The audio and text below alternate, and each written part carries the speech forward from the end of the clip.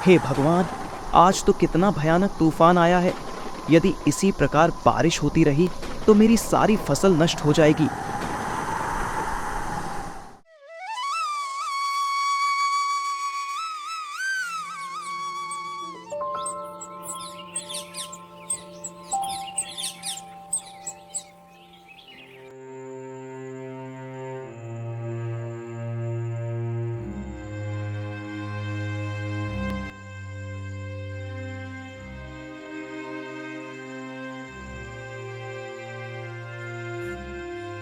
हे भगवान, ये क्या हो गया?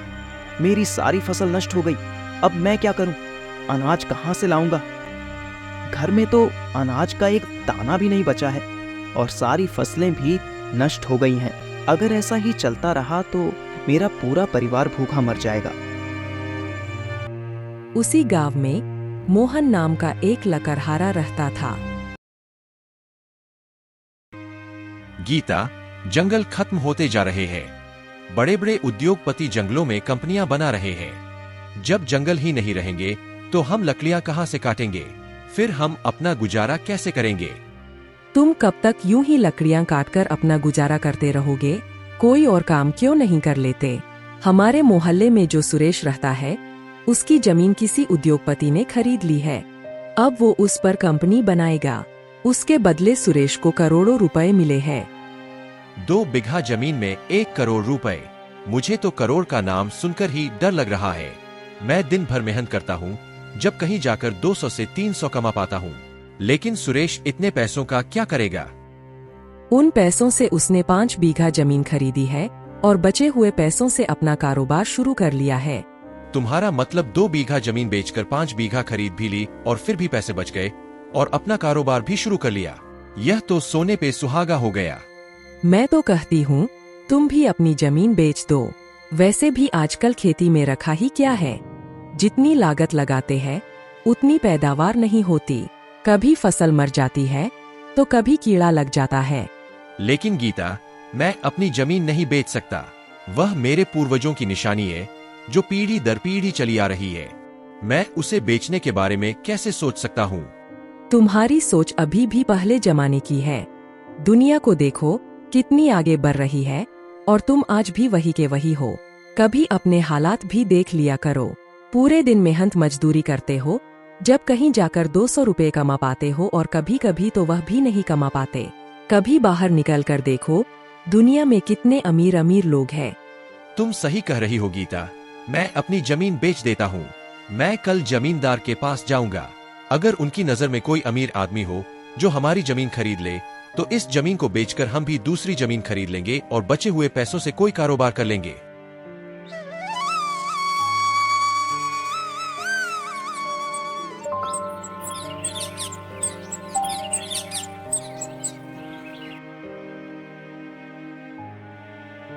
अगले ही दिन मोहन जमींदार के घर पहुंच जाता है और जमींदार से कहता है, मालिक, अब लकड़ी का काम तो बचा नहीं, इसलिए सोच रहा हूँ जमीन बेचकर कोई कारोबार कर लूंगा। मोहन, तुम कौन सी जमीन की बात कर रहे हो? मालिक, वही जमीन जिसको गिरवी रखकर मैं तुमसे पैसे ले गया था। जमींदार अपने मन में सोचता है, मोहन की वो जमीन तो बहुत महंगी है, लगभग 3 करोड़ की। अगर वो जमीन मेरे हाथ लग जाए तो मैं तो मालामाल हो जाऊंगा। मोहन, तुम सही कह रहे हो। तुम एक काम करना, कल मुझे एक बार अपनी जमीन के कागज दिखा देना, फिर मैं तुम्हारी जमीन बिकवा दूंगा। ठीक है जमींदार जी, मैं कल अपनी जमीन के कागजात लेकर आऊंगा। इतना कहकर मोहन अपने घर चला जाता है।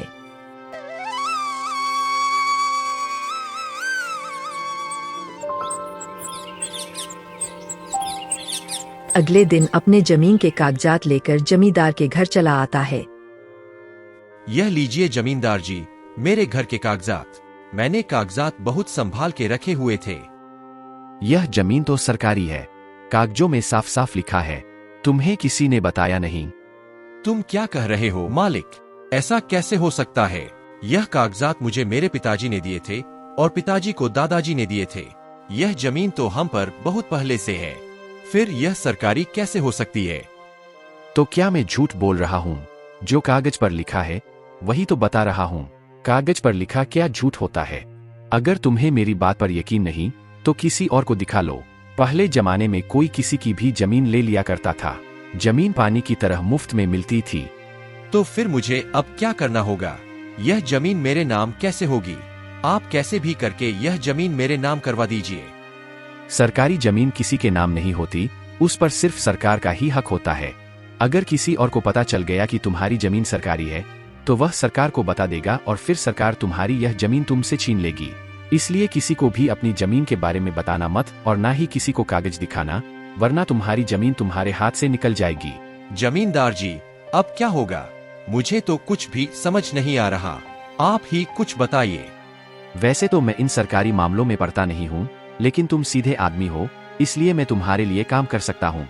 तुम्हारी यह जमीन मैं ले लूंगा, लेकिन मैं तुम्हें इसके केवल 10 लाख रुपए ही दे सकता हूँ, क्योंकि सरकार को जब भी पता चल गया तो वह यह जमीन मुझसे छीन लेगी।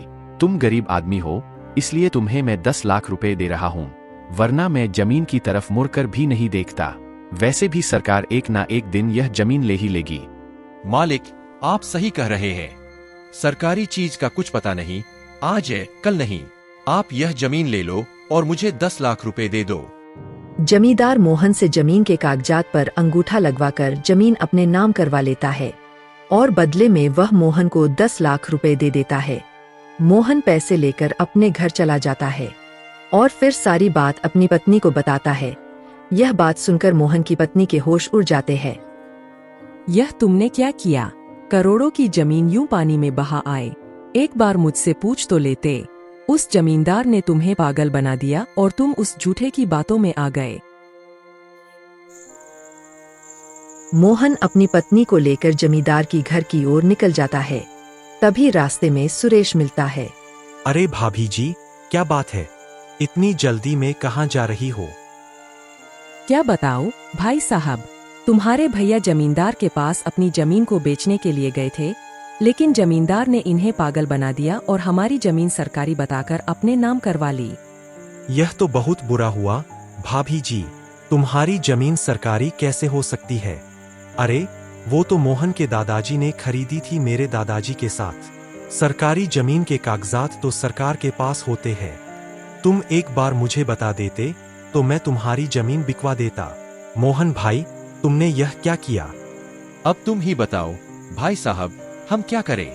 मुझे तो कुछ समझ ही नहीं आ रहा। वो जमींदार एक नंबर का बदमाश है। हमें गांव के मुखिया के पास चलना चाहिए, वही तुम्हारी मदद कर सकते हैं। सुरेश दोनों को मुखिया के पास ले जाता है और मुखिया को सारी बात बताता है और मुखिया जी जमींदार को बुलाते हैं और जमींदार से कहते हैं, लालचंद जी, तुमने मोहन की जमीन को सरकारी बताकर अपने नाम करवा ली। अरे, तुम गरीब लोगों की मजबूरी का फायदा उठाते हो। यह आप क्या कह रहे हैं मुखिया जी? मोहन से मैंने वो जमीन 10 लाख रुपए की खरीदी है। यह मेरे पास खुद चलकर अपनी जमीन बेचने आया था। मैंने इससे कोई जबरदस्ती नहीं की। अगर आपको यकीन नहीं तो आप खुद ही इससे पूछ लीजिए। मोहन, लालचंद सही कह रहा है। तुम इसके पास जमीन बेचने गए थे। मुखिया जी, मैं जमींदार जी के पास पूछने गया था कि अगर तुम्हारी नजर में कोई आदमी हो जो मेरी जमीन खरीद सके तो मुझे बताना। लेकिन जमींदार जी ने मेरी जमीन सरकारी बताकर मुझसे अंगूठा लगवा लिया और मुझे 10 लाख रुपए दे दिए। लेकिन मेरी वह जमीन करोड़ों रुपए की है। मोहन, तुम करोड़ों की बात कर रहे हो।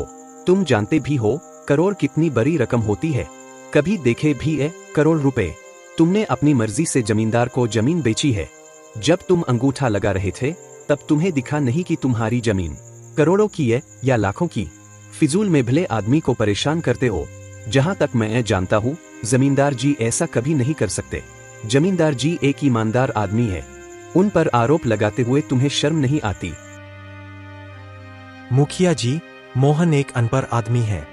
जमींदार जी ने धोखेधड़ी से जमीन अपने नाम करवाई है। आप इंसाफ कीजिए। तो अब तुम हमें इंसाफ करना सिखाओगे? तुम देख रहे हो मोहन ने जमींदार से 10 लाख रुपए लिए हैं। फिर इसमें धोखाधड़ी वाली बात कहां से आ गई? दरअसल गांव का मुखिया अभी जमींदार से मिला हुआ होता है, इसलिए वह जमींदार को बचाने की कोशिश करता है। लेकिन सुरेश एक पढ़ा लिखा आदमी होता है। वह मुखिया से कहता है, मुखिया जी, मुझे लगता है तुम भी जमींदार से मिले हो। अरे, तुम दोनों मिलकर मोहन को लूट रहे हो। मैं तुम दोनों पर आईपीसी धारा 420 का केस करूंगा, जो कि धोखाधड़ी के लिए लगाई जाती है। मुखिया समझ जाता है कि सुरेश एक पढ़ा लिखा इंसान है। अगर वह मुझ पर केस कर दिया तो मेरे मुखिया का पद भी छीन जाएगा और जो जेल होगी सो अलग। मुखिया जी अपना पीछा छुड़ाने के लिए जमींदार से कहते हैं, सुरेश भाई, तुम यह कैसी बातें कर रहे हो? अगर हमारे गांव की बात कोर्ट कचहरी में जाएगी तो इससे हमारे गांव की ही बदनामी होगी। हम इस मसले को यही हल कर लेते हैं। जमींदार जी, मोहन एक अनपढ़ आदमी है, तुम्हें इसकी जमीन वापस करनी होगी। लेकिन मुखिया जी। अरे लेकिन कुछ नहीं, तुमने वह जमीन मोहन से धोखाधड़ी से ली है, इसलिए तुम्हें अभी के अभी मोहन को वह जमीन वापस करनी होगी।